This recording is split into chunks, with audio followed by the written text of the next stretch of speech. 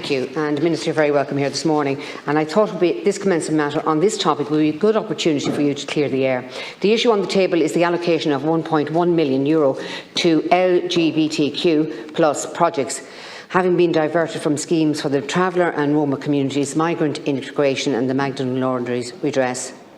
This was revealed by Deputy Tóibín through documents uncovered via a Freedom of Information request.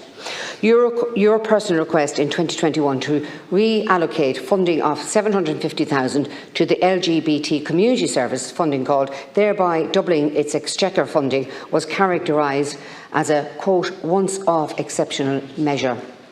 However, such was not to be the case, as November 2022 saw another request to transfer €350,000 out of a fund for Travellers and Roma to LGBT projects. We are aware that the Department of Public Expenditure and the reform informed your department that this amounted to 6% of the Traveller and Roma budget, and that it should not lead to future spending commitments. Additionally, these monies were funnelled into projects which were originally not selected to receive funding. Almost €100,000 was gifted to Tenny, which has had its HSE funding repeatedly suspended in recent years due to poor accounting governance. A memo noted the Tenny proposal was among 5 projects the department sought to have reviewed by an external examiner due to different views internally on its application. It would seem that not all in the department are happy to continue unquestionably funnelling taxpayers' resources into organisations which cannot meet minimum accounting requirements.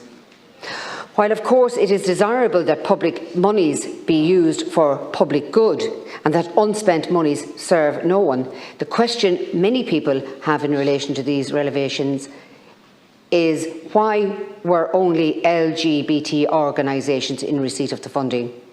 How was this decision made? What was the process in which the recipients of this funding were selected over other community projects? The Minister's Department has had an extraordinary wide remit. Were there no other initiatives that would have benefited from this funding? What about the disability sector under your remit? What about the children in care, state care, childcare, immigration integration? These funding decisions, Minister, have led to accusations of you having engaged in a sort of ideology based parochialism, prioritising pet projects which fall under your government's remit over others. I'm sure you can see how some might receive that impression. So today I thought you might like to address the matter and put it to rest. Thank you. Thank you, Senator. Minister, you have 4 minutes to respond. Thank you, Chair. And I welcome the opportunity to speak to the House on funding to LGBT plus groups. Ireland has become a proud, progressive and modern state that supports and cherishes all people equally. We've made great strides in recent decades to promote equality and respond to the changing needs of a diverse population. I'm here today to discuss funding provided to LGBT plus groups in 2021 and 2022. The LGBT plus Community Service Fund supports groups working to promote inclusion, protect rights and to improve quality of life and well-being for members of the LGBTI plus community, enabling them to participate fully in Ireland's social, economic, cultural and political life. Each year there's a competitive open call for funding. All applications are independently evaluated by an assessment team to determine eligibility for funding in strict adherence with assessment criteria contained within the published guidelines and are subject to review by an external reviewer. Each year, the Department receives a significant number of applications of a high standard for consideration. In the past 2 years, the LGBTI plus Community Services Fund has been oversubscribed. I'd like to address the disappointing inference made here that what is a standard and commonplace feature of departmental financial procedure is somehow in this case being described as an attempt by me to divert funding away from vulnerable groups. A standard procedure exists under government financial procedure to allow funds allocated under any subhead that are not going to be used before the year end to be reallocated to use in another subhead.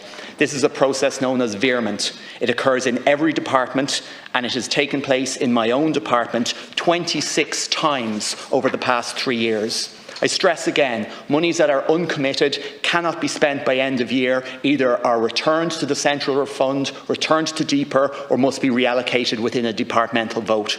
And as part of the normal monitoring of ongoing expenditure, budget holders and departmentals, the department's central finance unit are required to alert as to whether there are uncommitted funds in any area that could be used to be reallocated under veerment.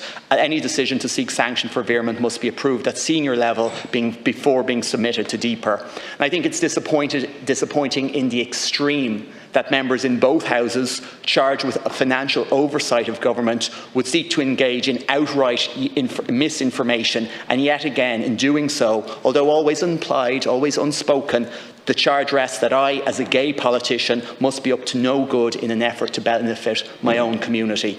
That I would go as far as to take funding away from other vulnerable groups to do so. And this is an easy villain trope to peddle, and how shamelessly it is being done. And I repeat, the veerment process has been undertaken 26 times in my department over the past 3 years, and yet this instance is the instance that has been singled out. And that's not by accident, and it has an impact. Senator, you may have heard me recently talk about the level of abuse that I and other LGBT+ politicians and activists are receiving. And central to much of the most recent tranche of messages that I've received, full of disgusting allegations, paedophile, groomer, not safe to be around children, central to those allegations is the accusation that I've done something unfounded as regards funding. Whatever about me, this has an impact on other people, vulnerable people, and that can be immense. Last year was the year where we saw the most level of violence towards the LGBT+ community across Europe. And here I find myself summoned by you to account to this chamber on the premise of an absolute lie. And I think it's beneath you and it's beneath this chamber. There's no possible genuine concern here. You know the budgetary process, you know how it works, and frankly, I think you should know better.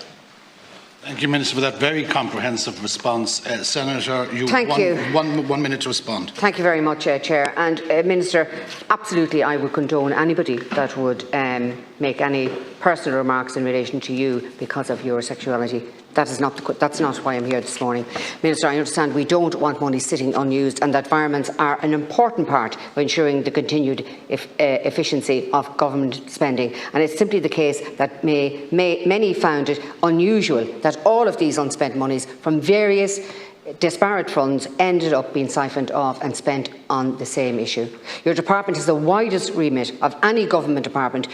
Your full title doesn't fit on one line of an A4 page in greater than 16-point type. Are we to believe that across the multitudes of areas of which you are responsible, none could have done with the extra injections of funds more than TENI or other LGBT rights? Other environments. We wouldn't have time here today to talk about the plight of the children of this and their families across the country if it took up all the commencement slots. Would they not have been benefited from the 1.1 million in funding? Thank you. Minister to respond. Thank you, Senator. You speak of the importance of the environment process, and it's great to see you actually do have a good knowledge of its importance. So I suppose I would ask, why of the 26 environments that my department has undertaken over the last 3 years, 26 times where we took money from one place where it was unspent and moved it to the others, why is this the only one you're asking me about? Why is it the one you're asking? Minister, why the other 25 perhaps you can investigate?